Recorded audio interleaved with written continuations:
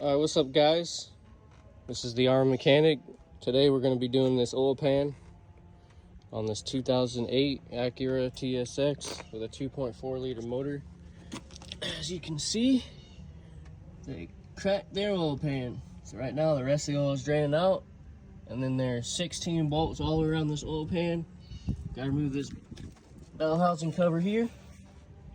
A couple bolts for that. Should be able to get to around it, get the bolts out for this oil pan. Alright, so this is the bell housing cover I was telling you about. That has to come off first. There's one bolt there, one bolt here, one bolt here, and one bolt here. They're all 14 millimeter.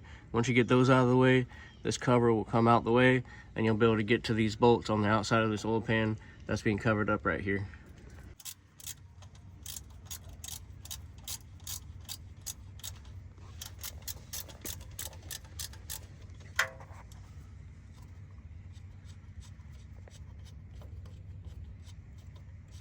Alright, so on this fourth bolt back here, this high one, you're going to need an extension. We use the gun. Once it comes out, this thing will just fall down on you. Just like that. Just set it off to the side. Now you have access to the rest of those oil pan bolts. And it looks like there's some nuts with studs instead of a bolt that goes straight in. So there's 16 fasteners, but some of them look like that, and they should be about 10 mil. All right, so 9 of them you can get to pretty easy. Then there's 3 bolts that are really tight in here. 1, 2, and 3. Usually people take off the top motor mount, lift the motor up just to get up in there a little easier. I have a 1/4 inch ratchet with a flex head and a magnetic 10 socket. You can work them out from here in this angle here. After that, you got to pry this oil pan off, get out your way, clean up the mess, put the new one up, and start tightening all the bolts again. So after you get those 3 bolts out, you're going to figure out that you can't just get this pan out, so you're going to have to jack this motor up a little bit. So the way you're going to do that is you're going to remove this 17 millimeter bolt in the top of this mount here, and then you're going to place a jack under there with a piece of wood on it and jack up where the transmission is. And once it comes up just a little bit, that pan should practically just fall right out. Alright, so I'm gonna be real with you. This one's a pain in the butt. We loosened that mount, we took that bolt out. You have to take one side of the fan out, which is easy. It's just 2 10 millimeter bolts that hold it on in a clip. You can pull that right out.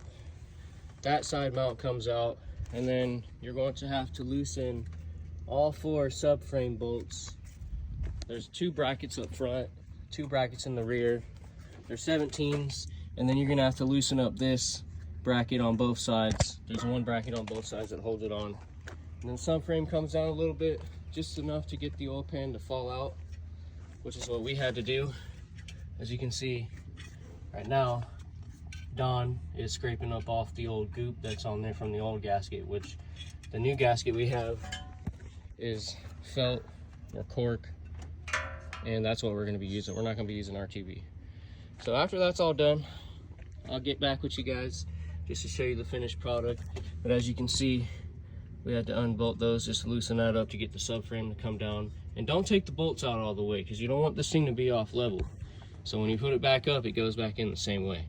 All right, so once you get the new pan in, you got the 16 screws or bolts that go around. 2 of them are just nuts. Those are like 8 to 9 foot-pounds torque. I do them by hand because it's mechanic string. And then you need to put this bell housing cover back on. It's those 4 14 millimeter bolts. 1, 2, 3, and then the 4th one's up here somewhere, right there in that right corner. These 3 bolts here. And this pan, the reason why I gotta drop the subframe a little bit and undo the front and side mount, jack the motor. Those 3 bolts are all longer than the rest of them. They're still the same tightness. So once you just know that those are going to be the ones you got to fish out with I used a 1/4 inch ratchet with a magnetic 10 on it. Made it super easy. Didn't need any swivel sockets or anything like that. So now we're going to tighten up the subframe, put the fan back in and the motor mounts, and then fill her full of oil and make sure we don't have any leaks. So we'll be good from there. Those subframe bolts, you'll want to loosen this first to get it to come down, but when you tighten it, you need to tighten the main bolt and then the bracket bolt. There's also one in the front. This is the main bolt and that's the bracket bolt. You're gonna be doing all 4 sides. After you tighten that, you gotta go back and tighten these side mount bolts here. These 2, right here. 1, 2, on both sides. You need to put this motor mount bolt back in, this motor mount bolt back in. That one's a 14, this one's a 17. I use one of these mountain wrench style wrenches right here, and then down here I use a socket. All right, so after you get that bolt on this front mount, you put this bracket back on. Make sure that you put this wire harness bracket back on here. Then you put your 2 bolts on each side, or your 2 nuts, sorry. I'll zoom in there for you. Those 2 nuts, they're big, like 17s. If you get that front mount in, now you get the fan back in. There's 2 guide holes down there where this sits on. And then there's 10, 10, and I loosened up these 10 thinking they were going to be coming out. So there's 4 10s on the tops for both fans. Tighten those up, then you can get the reservoir back in. After you get the bolts tightened, all 4 of them, which you should only really have to do 2. You got 2 10s on, 1 on each side of the reservoir. Put that back in. It's also got a post to sit on. Make sure you put this back on here. And then you can go ahead and tighten that on.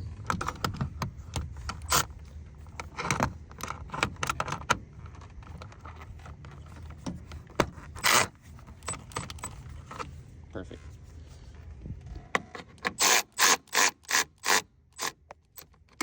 You don't want to go too crazy with these because these ratchets, they're strong, they'll crack the plastic. So you gotta be gentle. Once you get all that done, put the wheels back on. Still gotta put one on this side. Then you're gonna want to put the oil in it, start it, make sure it doesn't leak under there with that new fresh oil pan. And if it's not leaking, then it's a good done job. All right, so once you get all the oil in, you're gonna want to start it. This one took about 5 whole quarts just to fill her up. So go ahead and start it. Then we're gonna check for leaks.